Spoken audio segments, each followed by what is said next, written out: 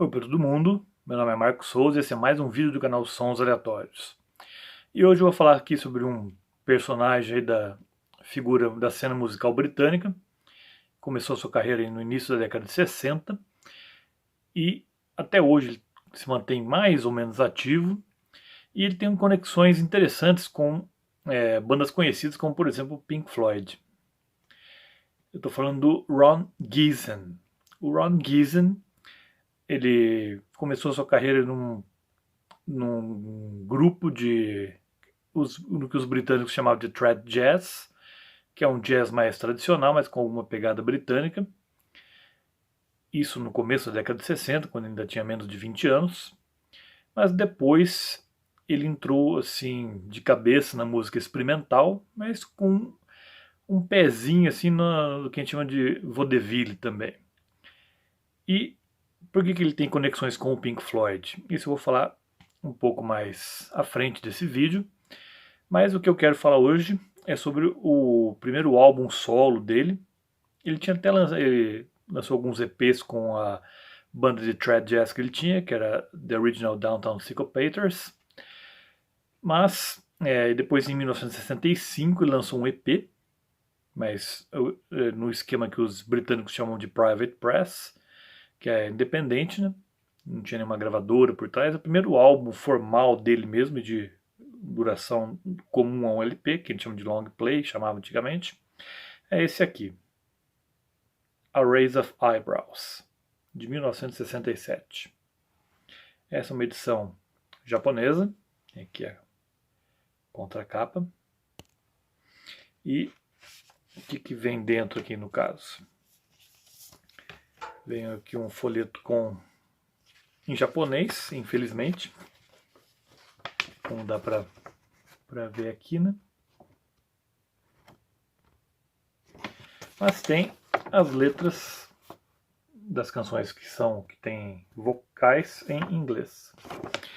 Mas vocal propriamente dito não é o que ele não, essa música não tem canções propriamente ditas, são mais experimentos de música, às vezes eletrônica, às vezes jazzística e às vezes vaudeville. Malcolm, fazendo uma comparação bem esdrúxula aqui, seria como se a Bonzo Dog Band resolvesse gravar composições do Stockhausen e do John Cage, por exemplo. Mas eu não vou falar que isso aqui é uma obra-prima, é um álbum curioso, é um álbum esquisito, mas no bom sentido, como vai estar no título aí desse vídeo. Então, aqui nesse A Raise of Eyebrows, o Ron Geesin, ele, como eu falei, faz uma mistura meio de música clássica contemporânea com jazz e com vaudeville, com música eletrônica também. Então, às vezes ele parece uma Bonzo Dog Band tentando fazer uma música contemporânea clássica, às vezes parece, em alguns casos, uns experimentos do Can, que nem existia ainda. O Can é aquela banda alemã que viria a existir só no ano seguinte, em 1968, ainda com o nome de Inner Space. E às vezes parece alguma coisa do Maguma do Pink Floyd também. Não à toa que a música que por muitos dizem como talvez a pior do Pink Floyd, eu não acho, mas muitos falam que é aquela do Roger Waters, que é só um cidadão berrando, que é Several species of small furry animals gathered together in a cave and grooving with a pit. Nesse álbum, o Roger Waters ele dá uma forçada num sotaque bem fake, um sotaque escocês bem fake, e dizem que é uma homenagem ao Ron Geesin, porque ele era escocês, e nesse álbum aqui, para quem tem curiosidade de saber como é que é um inglês falado por um escocês, aqui você vai ter uma ótima referência de como é o inglês com sotaque escocês, no caso.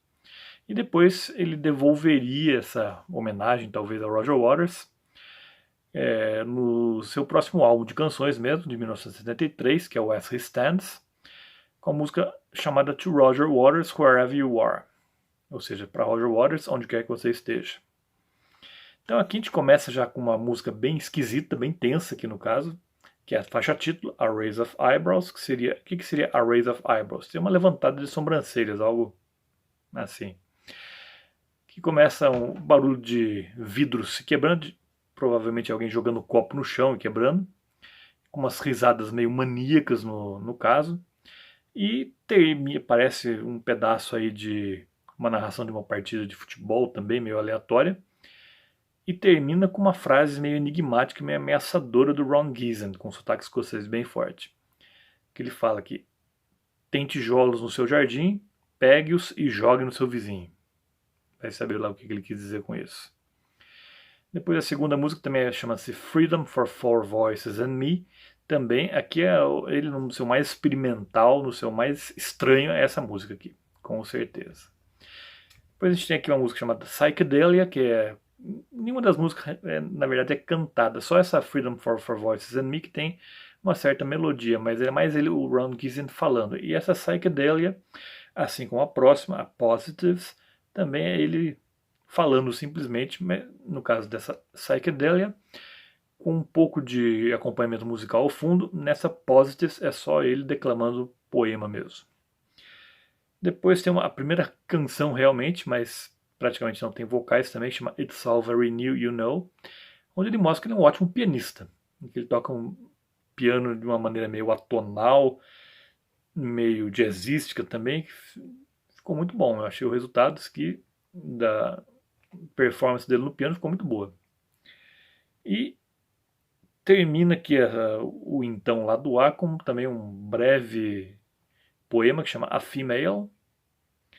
Depois o lado 2 inicia-se com uma música chamada Certainly Random, que também essa lembra um pouco o Ken também. Depois vem uma música bem de música clássica contemporânea, bem experimental também, com um título meio nonsense. O nonsense faz bastante parte desse álbum aqui, que chama The Eye That Nearly Saw, ou seja, o olho que quase enxergou. Bem interessante esses títulos, no caso.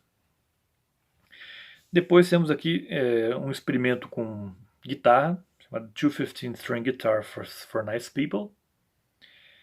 E depois, outra faixa para mim que mais lembra o Ken aqui, os experimentos meio étnicos do Ken, é a 10ª canção, From an Electric Train. Depois temos um pedacinho também dele brincando com guitarra, que chama A Word of Too Much Sound, mas aí ele já tem uma pegada meio Bonzo Dog Band, já dá para perceber bastante isso.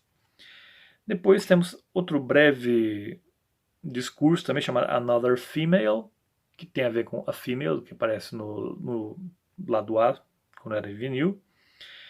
E as duas últimas músicas são bem no estilo Bonzo Dog Band também, que temos aqui We're All Going to Liverpool, onde ele dá uma forçada ainda mais óbvia no sotaque escocês dele. E uma instrumental aqui que fecha o álbum, chama Haha But Reasonable, também com títulos bem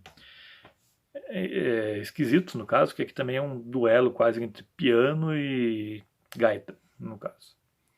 E onde que entra o Pink Floyd nessa história então? Além dessa que eu falei do Maguma, daquela música Several Small Species of Furry Animals Gather Together in a Cave and Grooving with a Pict, em 1970, aí sim, o Ron Gleason trabalharia efetivamente com o Pink Floyd no álbum Atom Heart Mother. A faixa título, aquela suíte de mais de 23 minutos de duração que ocupa todo o então lado A do vinil, é uma música composta pela banda e pelo Ron Gleason. Quem procurar os créditos de compositores ali vai achar o nome do Ron Gleason nessa suíte aí, Atom Heart Mother.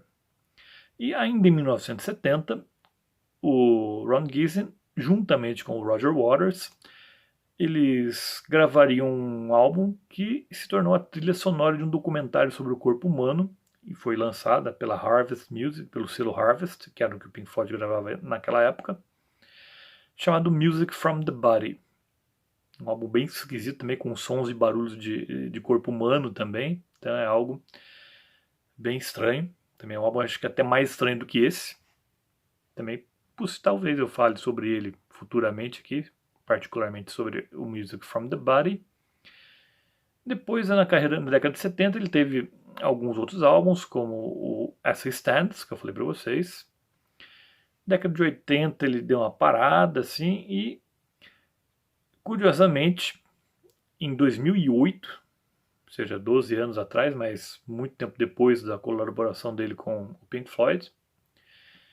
Ele fez um show de 2 noites no Cadogan Hall, no bairro de Chelsea, em Londres, onde ele tocava, além de músicas dele, ele também tocou Autumn Hurt Mother na primeira noite, com uma banda, se não me engano, de músicos italianos. E na segunda noite, quem apareceu lá tinha prometido, inclusive, justamente por causa da presença dele, os ingressos que não estavam assim muito procurados na primeira noite, na segunda noite esgotaram. Que era ninguém mais, ninguém menos que o David Gilmour, que tocou junto com o Ron Gieson, a parte de Autumn Hurt Mother, e com a banda de apoio também. Então, essa foi a primeira vez em mais de 36 anos que o David Gilmour tocou Autumn Hurt Mother. A última vez que ele tinha tocado Autumn Hurt Mother tinha sido com Pink Floyd em maio de 1972. Esse show foi gravado, ocorreu, na verdade, no dia 15 de junho de 2008. Então, mais de 36 anos depois. E eu vou deixar aqui na descrição músicas aqui, um link para acessar a maior parte das músicas desse álbum. Só a Psychedelia, que está faltando a terceira faixa. Também eu vou deixar aqui o link vocês vão poder ouvir a versão de Autumn Hurt Mother, tocada em 2008 pelo Ron Gieson, pelo David Gilmour e pela banda de apoio do Ron Gieson, dia 15 de junho de 2008, no Cadogan Hall, em Chelsea, Londres. E também vou deixar aqui o link do site do Ron Gieson, para quem tiver mais curiosidade. Vou dizer, não é uma música, esse álbum aqui não é um álbum que você vai ouvir sempre, porque não é fácil de ouvir, para quem gosta de música tradicional e vai fugir disso aqui como o diabo foge da cruz, pode ter certeza. Mas, para quem já gosta de uma maluquice, isso aqui de vez em quando cai muito bem, você escutar. E eu lembro a vocês que toda terça-feira tem vídeo novo aqui no canal. Por hoje eu fico por aqui, vejo vocês na próxima terça-feira. Até lá!